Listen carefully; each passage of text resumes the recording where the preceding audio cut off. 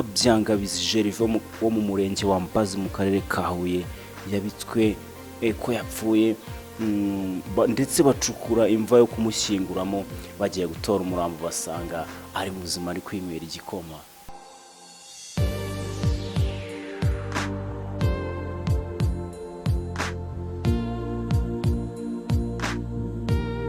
Nkwibutsa iyi ni Ramuka TV nk'ibisanzwe, wowe utarakanda subscribe kugira ngo ibiganiro byacu ujye ubibona umunsi ku munsi, waba uri gucikanwa cyane umwumva ni za Openg the creator Rwanda the creator w'Imana. Reka nze mbagezeho inkuru irambuye y'ukuntu byagenze.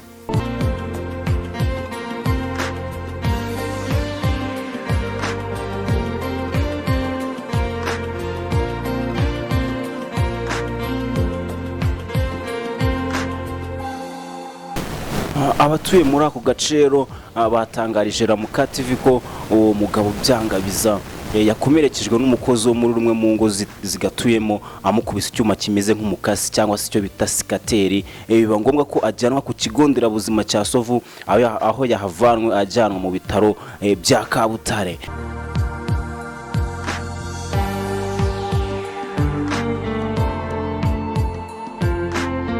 Uyu mugabo rero Byangabiza yari yiviriye ku muhanda bisanzwe agiye kogoshesha umwana we, maze asanga bogoshi badahari. Mu gutahanyura ku rugo ruri hafi aho ngo bamushyireho ku muriro cyangwa se acaginge telefone, kuko n'ubundi abaturanyi badafite amashanyarazi basanzwe baza gushyirishamo umuriro aho ngaho muri urwo rugo. Yasanzwe witwa Theogene Sibongiriye ari gutunganya ubusitani.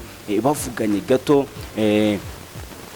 Byangabiza wari wasinze, urumva yari afitemo n'agacupa, amukubita ingome, maze Sibongiriye nawe mu kwitabara amutema ku kuboko no mu mutwe akoresheje cya gikoresho yakatishaga ibyatsi.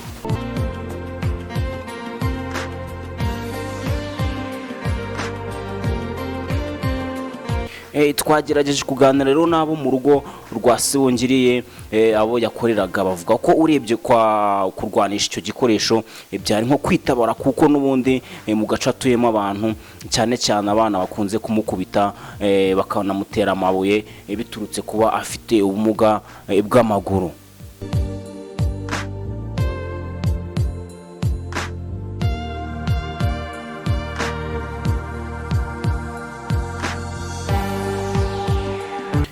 Rero haje inkuru y'igihuha igenda ihiswa ko uyu mugabo Byangabiza yaje kwitaba Imana. Hanyuma bamwe mu bagize umuryango we batigeze bajya no kumusura kwa muganga cyangwa se ngo banarebe ukuntu ameze. Ikintu cya mbere bihutiye gushaka isanduku ndetse no kumucukurira imva kugira ngo babone ukuntu bamushyingura.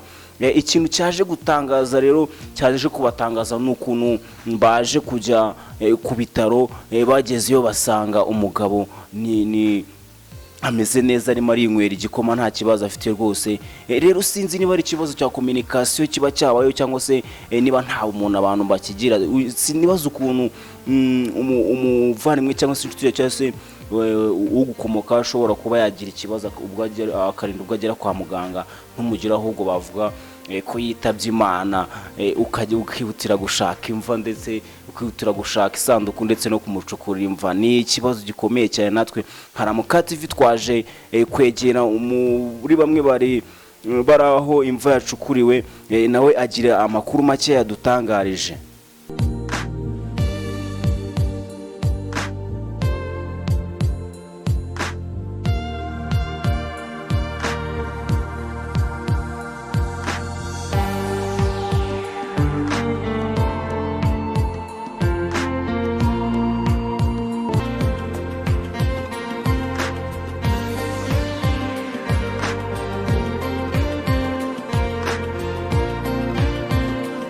Umugabo rwose twumiwe ahangaha, twumiwe ibintu byabaye hano ntagahoma munwa. Navuka ngiye specioza n'ubwa mbere mbibonye rwose. Ibi bintu ntibibaho, n'ubwa mbere mbyumvishije. Nawe se twagiye twumva abantu ngo batemanye, hagishira umwanya mutoya tubona polisi iraje, tubona batwaye abantu ngo kubafunga. Mbese twagiye mu rujijo, twayobewe ibyo ari byo, turacanganyukirwa. Mbese tugiye kumva twumva nanone ngo umugabo ngo aho bamugejeje kwa muganga ngo yapfuye, ubwo ambulance yari imaze kumutwara. Ubwo habayeho ibyo gucukura imva no kubajisha isanduka. Bagifata imodoka ngo bajya kuzana umurambo, basanga ngo umugabo arimo arinywera igikoma. Rwose ibyo bintu twumiwe neza. Njye rwose ubwo ndeba ahangaha numiwe ibirimo kuba kuri ino si, yewe cyakoze ni iminsi ya nyuma pe, ni imperuka nta kindi kintu navuga. Ubu rwose byaducanze pe.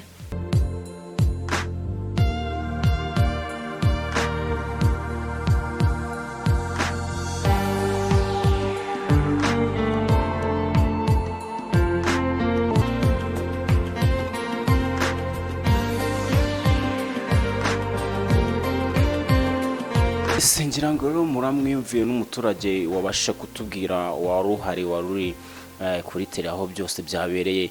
Rero nta n'ukuntu umuntu wese atakumirwa, kuko ibi bintu rwose ntago bikwiriye. Twose twibaza niba ari ikibazo cya communication se, kuba umuntu batabanje kubaza kwa muganga. Sinzi n'impamvu bawihutiye gukora isanduku imbere yuko bajya no kwa muganga banze barebe umuntu wabo. Urumva ni ikibazo gikomeye cyane. Ni nko kakundi usanga ngo umuntu bashyinguye umuntu utari uwawe cyangwa se utari we. Urumva ni ikibazo gikomeye cyane. Ibi bintu ntabwo byakwiye mu Rwanda rwacu rwa Gasabo kabisa. Ngira ngo rero turakanda subscribe kugira ngo ibiganiro byose Ramuka TV itegura bijye kugeraho waba uri gucikanwa cyane. Yarizaho penge the creator nk'ibisanzwe, the creator Rwanda, the creator w'Imana. Reka tubonane mu kiganiro gikurikira. Ciao.